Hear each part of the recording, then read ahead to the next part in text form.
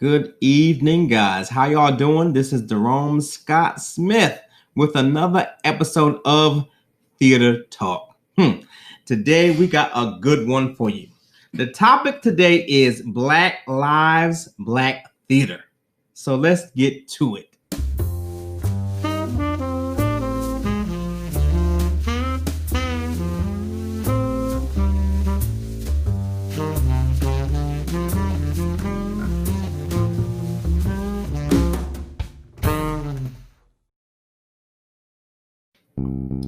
The world is changing right before our very eyes, and we here at Theater Talk had to talk about it.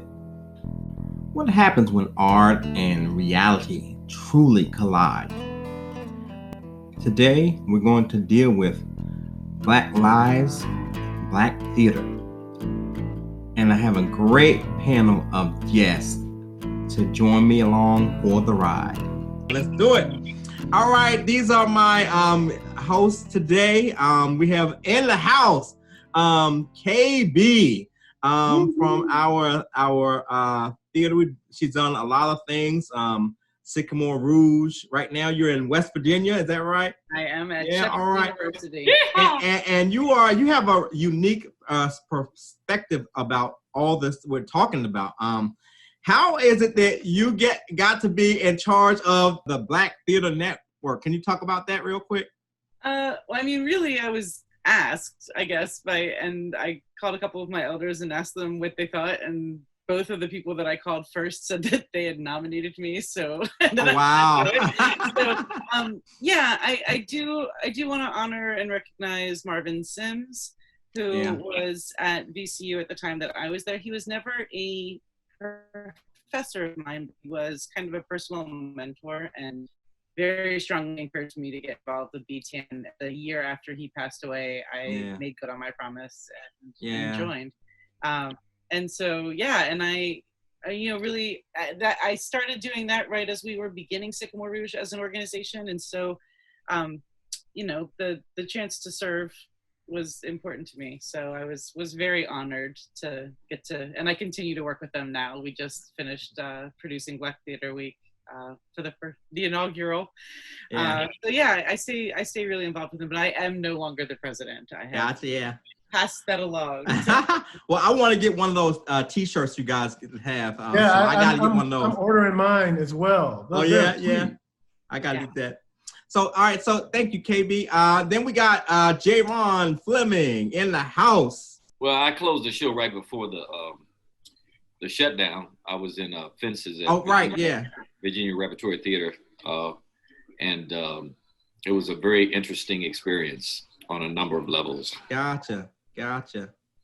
Who'd you play in that show? Because I missed it. I'm sorry.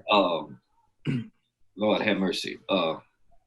Mono, yeah. Oh, okay, gotcha. I always think Troy always gravitates to my mind because I played it before, but Bono. Yeah. Okay, gotcha. All right, thank you. I say Bono because the very first day that the cast met, Dr. T said Bono, and I was like, oh, wait a minute now.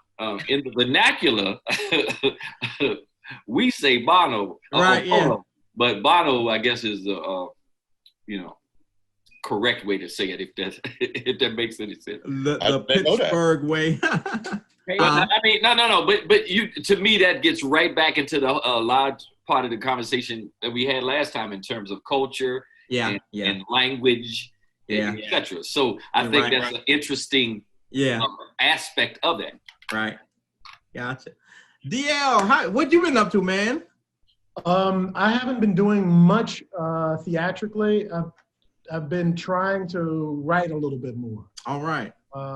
Try to make use of this time, just stuck in these walls. But I intend to come out with something or some things as opposed to just muscling through.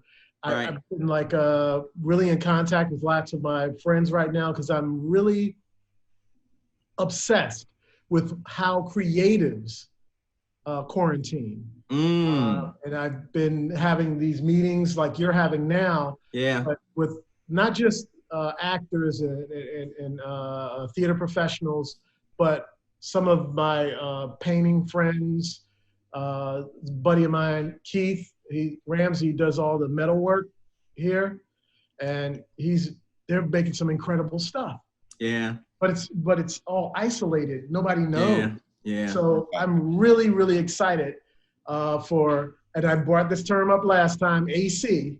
Yes. After COVID, yeah, we're going to see crazy things, like some really interesting projects where people have time to put in a lot of thought, a lot of work. My buddy, S. Ross Brown. Oh, man. Yeah. Ross has this Robert E. Lee painting that is. Really? Oh, my goodness. I love Ross, yeah. Bro, it is sick. I got to check that out. Slowly working on it, and everybody's doing something. So I'm really interested to see how we come out of this and how they surface in the society. I think it's gonna be like this new movement, like there's this renaissance of technology and all that kind of stuff coming out of this, new ideas, new way of doing things. So it should be interesting. Very much so. Yeah, very much so. All right, Toney Q Cobb. What up? How have you been? What you been working on? I've been well. Like I say, I've been part of the shutdown from day one. And early on, I was just doing a lot of, like a DL had mentioned, just a lot of reading, listening, engaging in the way we could. Because I guess because we all had so much downtime, people really started expressing themselves about how they felt about the current situation. And so I got caught up in it. I mean, I'll admit, I got really caught up in the Black Lives Matter movement, not so much as an active participant, but more of a passive participant. Y'all know me, I have a passive nature, but being very supportive in that regard. And I'm just thrilled with the energy I feel coming from people. And like DL, I think after COVID, we're going to see monumental expression. Yeah. And type of thing. But I am currently in rehearsal for a project called The Dooley Stories, which was a commissioned work by the Dooley Mansion. And it's part of the Richmond Symphony's Big Tent. So it'll be an outdoor event on September the 12th. I like that. So I'll be back on stage live on September 12th. So we're currently in rehearsal for that, along with Keisha Oliver, Dorothy Miller, Dale High School, and this piece was written by Morgan McCoy, who's a great storyteller. She has years and years of storytelling. Yeah. So we're really excited about it, and we're hitting the ground running. So September 12th, the Big Tent at Maymont, Dooley Stories. All right. Thank y'all. This is great, guys. Okay, so intellectuals, it's so wonderful. So we're going to get right to our first question of the day. We're talking about Black Lives Matter, that movement, and how does theater play a role in the Black Lives Matter movement? That's the first thing I want to ponder with all of you. How do you think this shakes out, I'd like to say and piggyback on what we were talking about in the last, I hate to keep referencing that back. Yeah. People hadn't seen it, but I think that, like what we were talking about before, there is a new energy now that people have opportunity to sit back and reflect on their real feelings about things and actually their true callings and their gifts and talents and how they can push certain initiatives forward. And I think theater, like all of the arts, will be another part of that. But I am more so on the side of that there's such an opportunity for there to be a groundswell of theatrical value brought to this movement simply by perspective.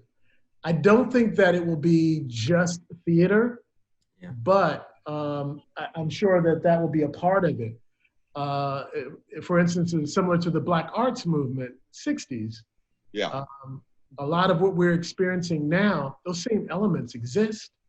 The same trials, but we have more resources now, right? And if we were to organize and galvanize those resources in a specific way, in a more cohesive manner, it would seem like more of a movement. But I think there are disparate projects, productions, initiatives happening all the time. But if they're isolated, you can't see it, the big scale of it all. So I think once we reflect back on this, there's going to be pockets of things going on that are incredible. I really think that every week there should be something right out at Marcus David Peters' Circle, just right there. Yeah, pretty much. We're just doing Renaissance poetry, right? Nice. Just get together. Everybody else is doing it. I witnessed an incredible, just a hodgepodge of musicians get together and they call it the People's Symphony. And they just were out there practicing and played beautiful music. And it was just all done through email. Hey, if you don't have anything to do at this time, we're going to be there. Bring your brass, your wind instruments. We need some more strings. And if you know somebody, and it happened. It was incredible. And it was beautiful to witness. So I don't see why the same thing can't be done with theater. Yeah.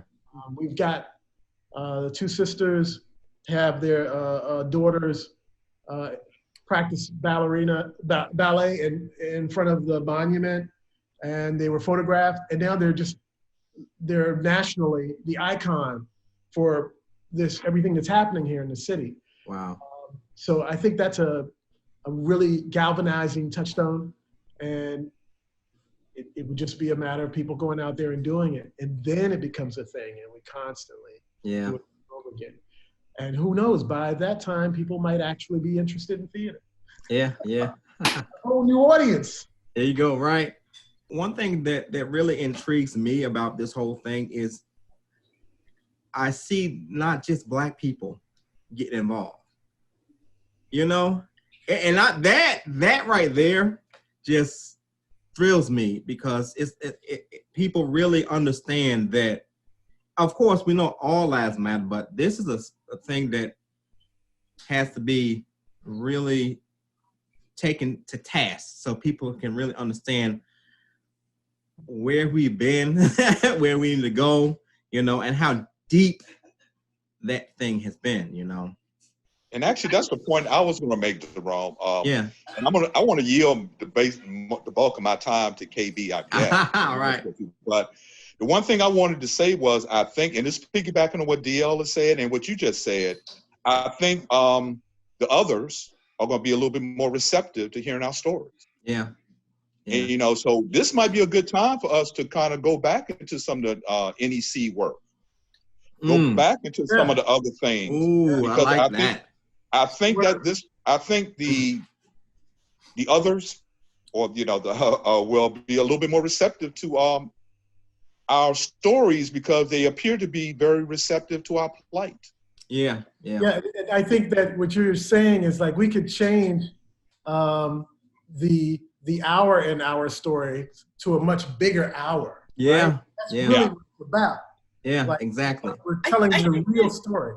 I think that's true, but I also am not sure that that's what's necessary right now. I mean, you look at, the number one best-selling books. I mean, I would say by and large, my newsfeed is pretty evenly split racially. But, the number of white people who are running out to read works that they didn't take time to read before, that they are taking the time to expose themselves to stories that they haven't before. I do see two different things happening. I see, like, the We See You White American Theater movement happening very clearly. Like, there's now, I think, a different platform, not just for people of color, but for Black people specifically, to be able to stand up to predominantly white institutions and theaters and say, look, y'all want to put this hashtag on the front page of your website now. You want to claim that, so we want to see action, and here's what we need. And I do see there being a renewed demand from Black theater artists, which is being met with some reception from the companies that are ready to take action. But I also see that being an opportunity for audiences. I mean,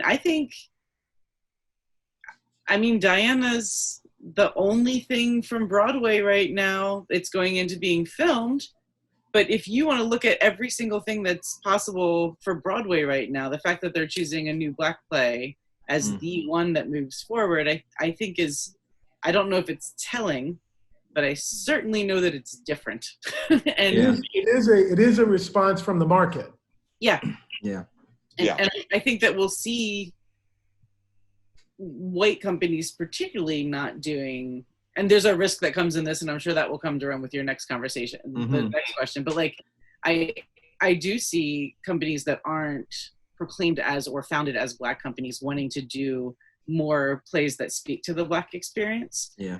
So that we might see something in September as well as in February, like once theaters open again, you know. And I think that the audiences are going to be receptive to that, and I think audiences now across the board are looking to see what's being offered and are ready to judge people who are not being equitable. Yeah. So, yeah. There definitely is a different conversation going on right now. Yeah. Good point. Man, you know, art is art. And our cultural evolving in what we know as America is so complicated and so difficult to navigate that art is really the main forum that we've had to express ourselves. Because most of the history of Black folks in America is so damaged. And so, you know, it's always been there. It's just now they're, you know, human beings are very, what have you done for me lately? That's why Janet Jackson's song years ago resonated so much with people, because that's how people are. And if we don't keep the conversation on what is valid, what's important, it will gradually slide away again. And I really feel like the only reason we're here is because when you know, art is a mirror for societies, for all people. And when you really take a good look at yourself, then you start to address that pimple on your face. And I really feel like the civil rights movement became what it became because television, in a large way, put that spotlight on the abuse that was taking place all along. Yeah. You know, and so suddenly the world could see this, and Kennedy was like, "Oh, wait a minute, we can't have the world looking at this." And so now we're in this era where everybody has a television, and those few people who witnessed George Floyd's assassination, it became visible to everybody around the globe. I mean, James Byrd was beheaded and drugged through the streets years ago, and I mean, there's countless numbers of destructive things that have happened to us. So I think, you know, we just have to heighten our art, whatever that way that is, dance, movement, visual arts, but theater is the one that we can give voice to. And I just think that we have got to make sure that the works of August Wilson and Richard Wesley and Lorraine Hansberry are continued, we continue to honor them and hold them up as our highest art forms, because we're just beginning to address the damage that's been done to us. And so now we can be more productive and come out of it with a more positive expression. But, you know, in terms of how it relates to the Black theater movement, it is the movement. Art is life. You know, I said last time that, you know, once you get involved with this stuff, you know, you can't get away from it. It's like, it becomes like Velcro. You can't detach yourself from theater once you experience it. So it's just a lot to address, and so all of us do that in the works that we do. I love that. Art is like. If I might step in and just build on what Jaron just said, I mean, I think it's important to bring into this conversation and into this space the real truth that all Black theater is political. That making Black theater in America is political. It is a rebellious action. Theater in America was not built or created or established for Black people's involvement or success. And from the beginning of the Black faces on our stages, it has been a structure that has been built to keep that Black voice out. And I think that's why Ernie was so passionate about theater specifically, and didn't, even though, he used to say he didn't do musicals, but I think it was because he felt like it was so much important work to be done with the voice and in the heart of the culture that, to sort of, because musicals are more fun and lighthearted, even the dark ones. And so, he didn't, even though I think he would have loved to explore those types of things, he just felt like it was too much work to be done in straight theater, that he didn't sway away from that. But yeah, absolutely, in the early stage, absolutely. Anything a Black man did in America was political, and so, no doubt. That's a key point that you made, KB, is that this is like a very, it's a revolutionary act. It's radical for Black people to not only participate in this art form, but to tell their stories and the validity of it and how that works within the tapestry of America. It's like the base thread, right?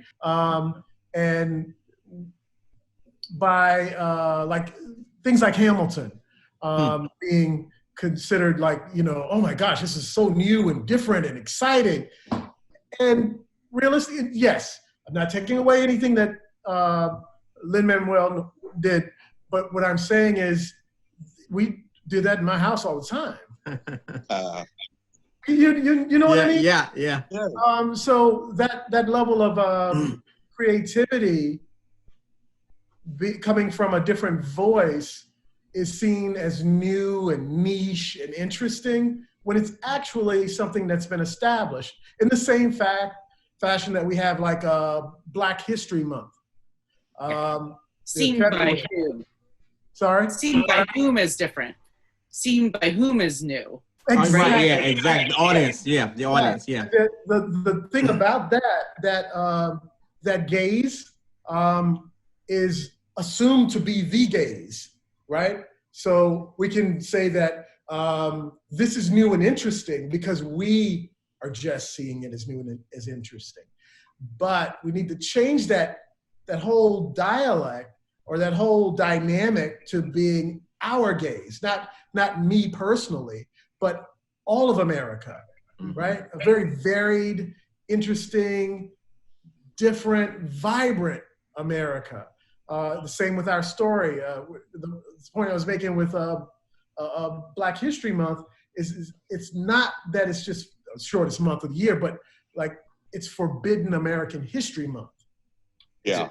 Real stories. Forbidden to tell. We get 28 days, cram those stories in, and you can actually, by the time we weave it all together and make some sense of it, it's March. Exactly right. You dig what I'm saying? So once we change the dynamic from, oh, that's nice, to, oh, that's us, all of us. And I see you over there, and I see, it's like the we see you. It shouldn't be we see you. It should be we see us. Yeah. But it's progress. So that's what I think is the next thing. But that's a huge step. Yeah. Right? Yeah. I think our stories need to be told of where we are right now. I love Lorraine Hansberry. I love all of our people before us. But we as a people right now, who we are today, every single one of us has a story of where we are right now. Like where we are standing right now. Of where we have been as of right now. And it's rich and it's flavorful. You know, where I stand right now, you know, I look back, you know, as a Black woman, and I see this cycle that I am in. You know, I'm angry at the Black man. But why am I angry at the Black man who also has a cycle that he is in as well? And his cycle that he is in as well, that, you know what I'm saying? So we are all in this cycle, but yet we all have a story. There is no one that is on this earth that does not have a story that is left out. We all have a story to tell. And being on stage and in theater, having that moment is the most precious of all moments, because you have that ability to make someone listen. And you have their heart at the most purest moment.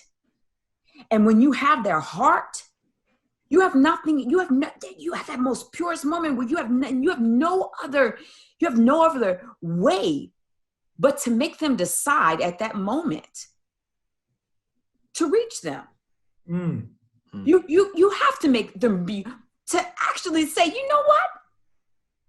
I have to understand you at where you are, because right now you're making me sit in your shoes. You're making me. Yeah. Even if I disagreed when I sat in that seat at first.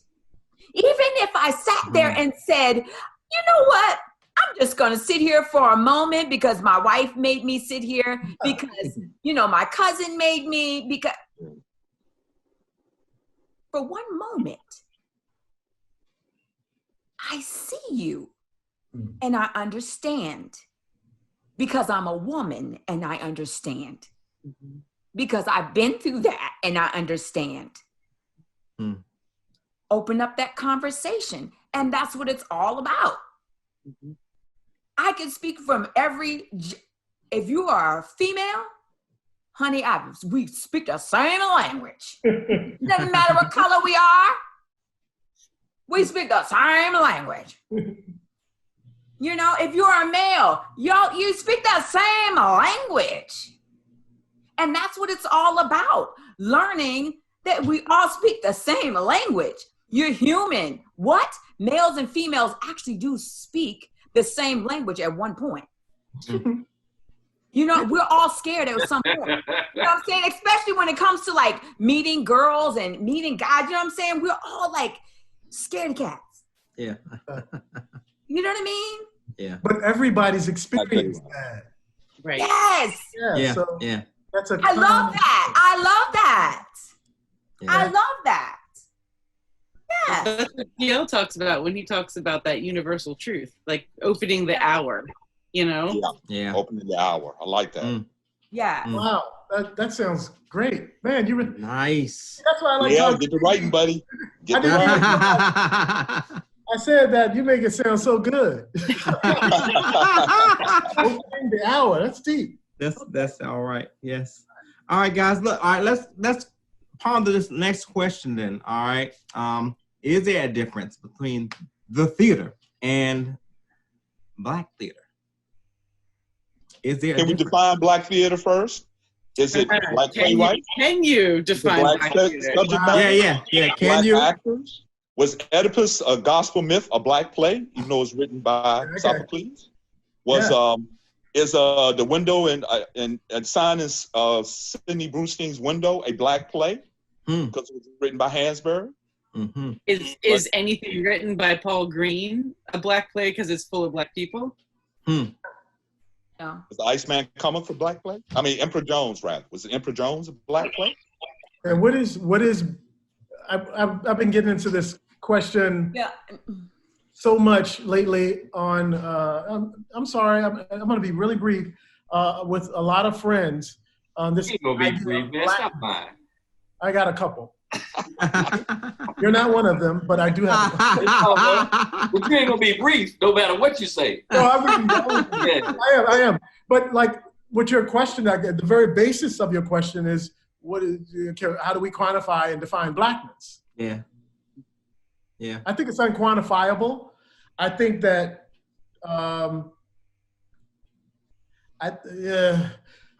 when KB mentioned that we were initially this space of theater wasn't open to us. It wasn't a part of us. We weren't welcome there. It was a revolutionary act to actually be in the room. Those first initiatives were Black because they were different. But is it still Black theater? I don't know. I can't answer that. That's the African Company Presents Richard III. That's exactly where I was. African Company Presents Richard III. Yeah. That's it. Is it just Black because I'm saying it? I would like to interject. Please. I would like to interject. I yield my remaining time to the good Senator. Good Senator from Chesapeake. I would like to speak to the council. Go ahead. Speak. I would like to say that anyone that is of any color can write anything they would like to for an audience that is Black or of any color. And preach. And it can be for Black theater if they would like to, but anyone can perform it. The label Black does not necessarily have to be for Black people. Make it plain. I believe theater is theater. Ain't gonna happen. It does not have to be labeled Black because theater is theater. Because theater should not be labeled as a color because theater is theater. That is my take on theater. Thank you. I do think this. I think there's a couple of things. One, I think that finally, because it was divided, there's a divide, right? It should not be a divide. There should not be. The stories are for everyone. They are. Mm-hmm. I mean, as a Black person, I've been watching the white shows all my life, right? Are they for me?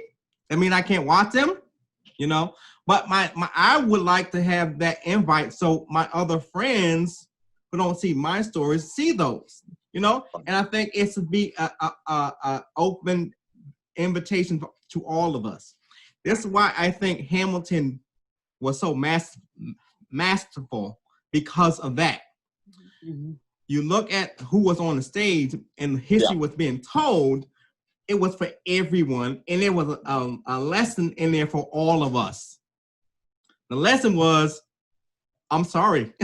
I'm sorry, guys. You're right. You should have been there when those slaves were freed. They should have been freed then. I mean, that story is there. And so there's one caveat for me. The other one is, well, why do I start a Black theater company? Because those doors were closed. People who I want to see the stories are not seeing it. So at least let me share this with the people who don't understand theater. Let's get them some theater. Understand how they can participate in the theater. And maybe we get some actors, maybe we get some directors, maybe we get some technicians, right? Some writers, right? Like August Wilson, right? And then once they get there, then they go up to the next level, and it shouldn't be the next level, which is the theater, right? And so for me, as a Black person who does theater with that understanding, that's my reality, Some people are different, Yeah. But my reality was that, trying to get everybody into that space so we can get to the same table, KB? I think KB's speaking here. Yeah. I think you're selling yourself short. I don't think that the work that you did with Living Word or with African American Rep or I don't think any of that was a step that was getting you to a step that became the theater. Like that's shenanigans. And I would encourage us all not to think about the bar that was set by our predominantly white institutions. You goddamn right. As the bar. That's not the bar. Right? Like, let's open it up. Because theater exists at all levels. And theater exists in church basements. And theater exists on street corners. And so when we act like the theater belongs to any one group of people, we're perpetuating that myth. Hell yeah. And so, Now I wouldn't say, and I wouldn't say that for myself. For I was saying that for the other people who have done or want to do. You know what I mean? So it was a kind of a universal. My idea of that universal idea of thinking how we connect. No, your thinking is real. Your thinking is real, but I think KB. Just knocked it out the box. Just threw it out the window. Yeah. Your reality was there, but her explanation of why your reality exists is so on point. Yeah.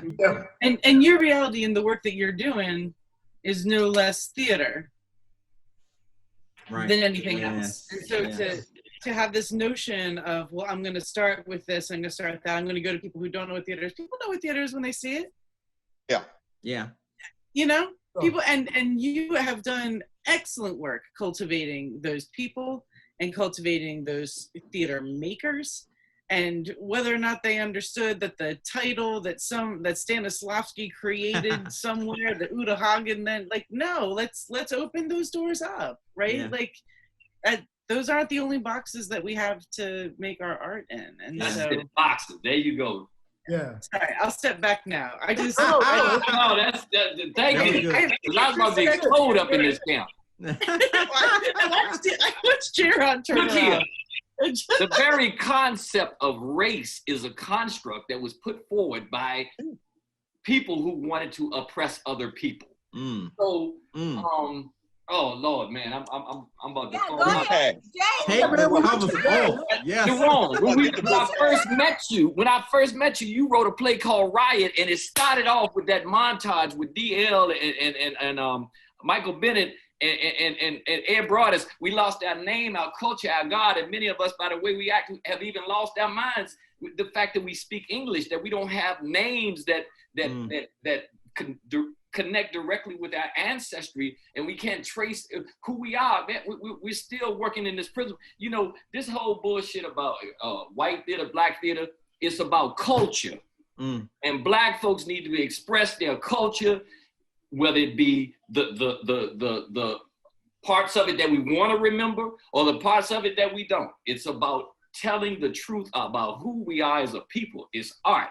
And so to put those labels in, this is the one, appropriation of culture is something that's been going on.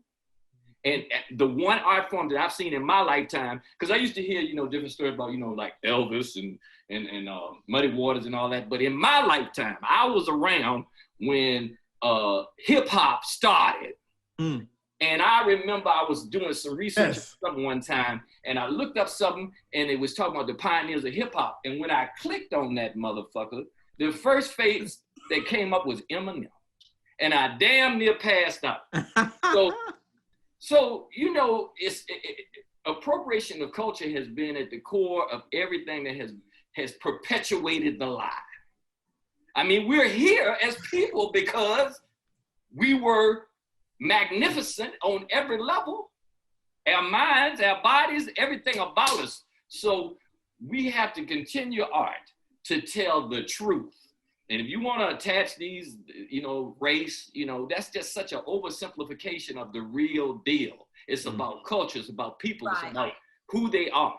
And so, we have to work in this box, but we have to recognize why we're in the box. And we have to define what's going on in that box. Hey, I want to pose a question to the panel. Yeah. If he learned it, don't we have specific, unique experiences? Absolutely. That make our theater different? Absolutely. Well, like Shantell said, everybody has a story. J-Ron, yeah. J-Ron, you're on point. Well, I mean, I'm not looking to be right or wrong. I'm not looking to be right or wrong. I'm looking for why what we do is important, and why it is beautiful, and why it is real, and why it is truth. That is on point. That is on point. But the thing that I think needs to be addressed is we belong, like everyone else belongs. My story, our stories, my Asian brothers' stories, women's stories. Yeah. Lord have mercy. Yeah. There's a lot of gold to be mined there. And if it's put in the proper perspective, what I mean by that is we have a spot where you're comfortable. You feel safe to say the things and expose and be vulnerable and tell this story as it's meant to be. Then it's beautiful, right? Then that is the theater. But if it's not, if we have to go through all these hangups that like J-Ron is discussing, these constructs, if I have to give a dissertation on my makeup as a young Black man in America, that's not necessary. We actually need to have the freedom and latitude to tell our stories. Hell yeah! If the rose that grow through concrete, if it grows up, goddamn it, it's a rose. It don't matter why it's a rose or how it got to be a rose. And we don't have to discuss. Yeah. So that's why I think we can stop talking about and discussing Kamala Harris's identity and Blackness. Oh man, I can't believe you said that. On NPR today, they talked about that very issue of how, now they're challenging, this fool is, the birtherism thing, but they're talking about how African ancestry has always been the one that's been most challenged, because they're saying, well, is she South Asian? Because her mama was Indian. And she said her mama, when she raised her, she said, look, child, you're going to be recognized as Black. And so we have that complicated issue of always kind of peel off the layers of who we are. And that's why the art form is important, because we can show that through the art and how that has affected us and why it's important. But I think I believe you, brother. But it's and when he comes out of his shell, if he could just learn to express himself. No, because man, that every time we take 2 steps forward, that's what, y'all were talking about earlier about the Black Lives Matter movement. After all of the protesting happened in Richmond, I rode down Broad Street and every goddamn business on Broad for 2 miles had a BLM sign in the window. And I understand it. If I'm a business owner, I don't want to get damaged either. But the reasoning for it wasn't because they necessarily supported the relevant issue. Yeah, it was performative. Because they were trying to protect themselves. And that's performative. The thing that I keep, it makes me most uncomfortable, and I've said it several times, I ain't gonna say it no more, is appropriation. I see our very essence is over and over brought into the fold and then redefined and reconstituted and regurgitated as something else. Well, yeah, because it gets absorbed, appropriated, and then sold back to you. Yeah, right. M&M. Come on. I'm not gonna put that on Marshall. I like Lose Yourself. I mean, I'm not speaking of him as a rapper. That's a whole nother conversation. No, I understand what you're saying, but I feel very strong about this moment that we are in history right now.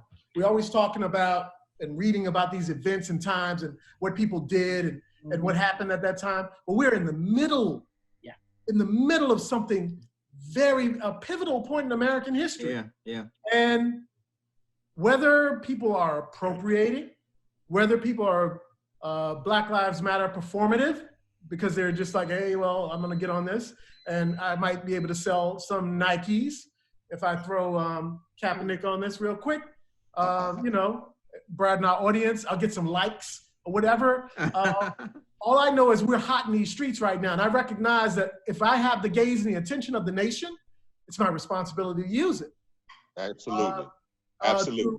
The fullest of its potential and not question it, not sit back and no, I'm not going to navel gaze. It's not time for us to do this. This is our point in history. All this stuff that we've been taught and all that time, your parents said this and the preachers were saying this and Ernie's yelling at us and all of that, that's for now. And I'm not quite sure what it is I'm supposed to do, but I'm supporting these kids out in these streets right now. This is a badass generation. I got to give it to them. They are using some quality time off from school out here in the streets. I would like to say one more thing because I've thought about it each time we've spoken, and then we talk about so many things and we've gotten away from it. But I truly think the next 12 months will be extraordinarily tumultuous. As a matter of fact, I think it may be some time, maybe a couple of years before we can go around publicly without masks. Where and what really adds to the uncertainty of how the pandemic is dealt with is we have this very unstable situation politically, because no matter who wins this election, there's going to be it's going to be a lot of turmoil. I'm agreeing with you. If he loses, he's probably not going to leave right away. He's going to contest it for some months. All of these things affect economics.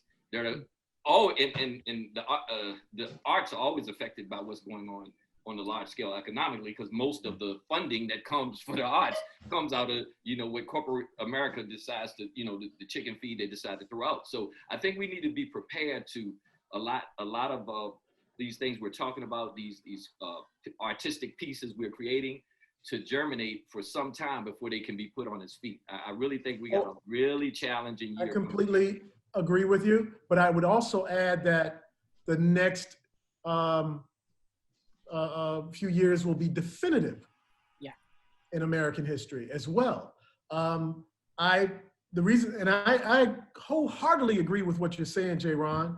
Go ahead. Because the reason I'm saying that is because if we look back at March 2020, just a couple of months ago, we can also look at that as the good old days. And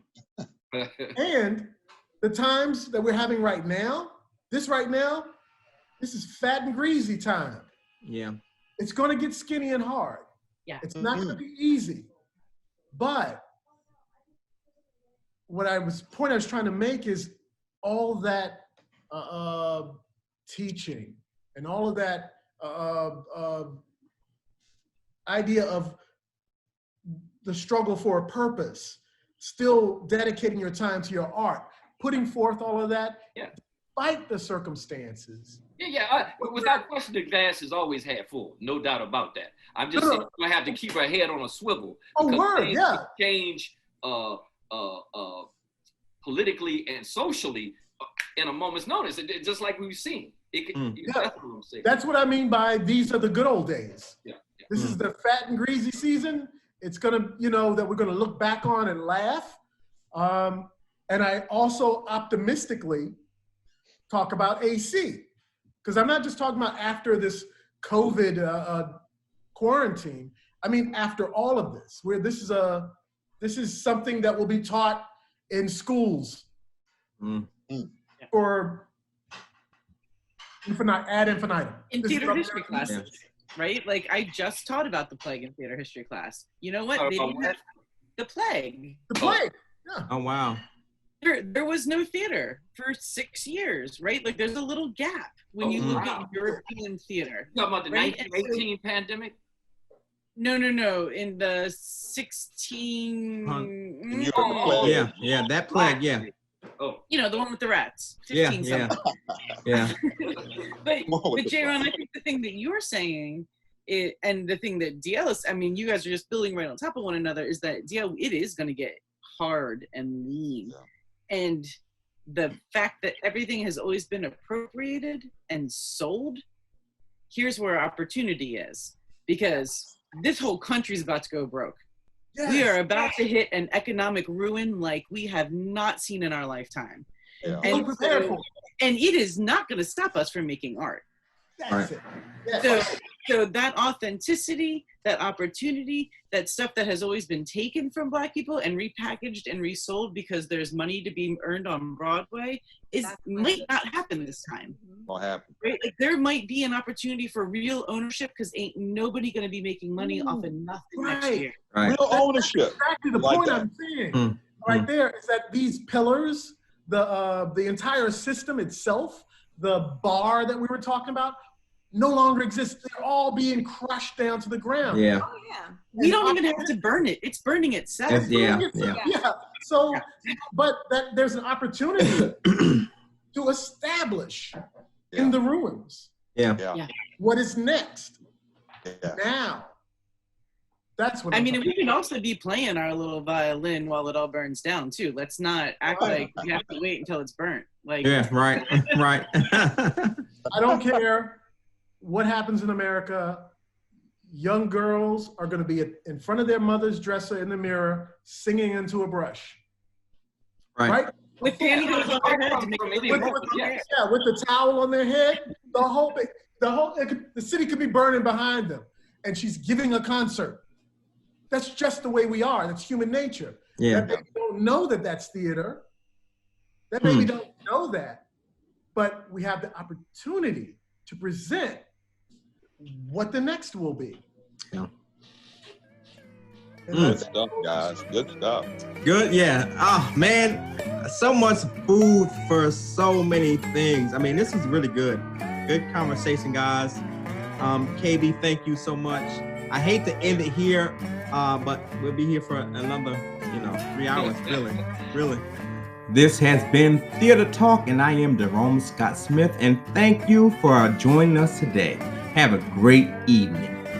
Thank you for joining us for this episode of Theater Talk. If you have an idea for a topic that you would like for us to discuss on our show, please send it to theatertalkrva@gmail.com. Also, we would love to hear from you. Tell us what you think about the show. You can either send us an email at theatertalkrva@gmail.com or send us a comment during an episode on YouTube.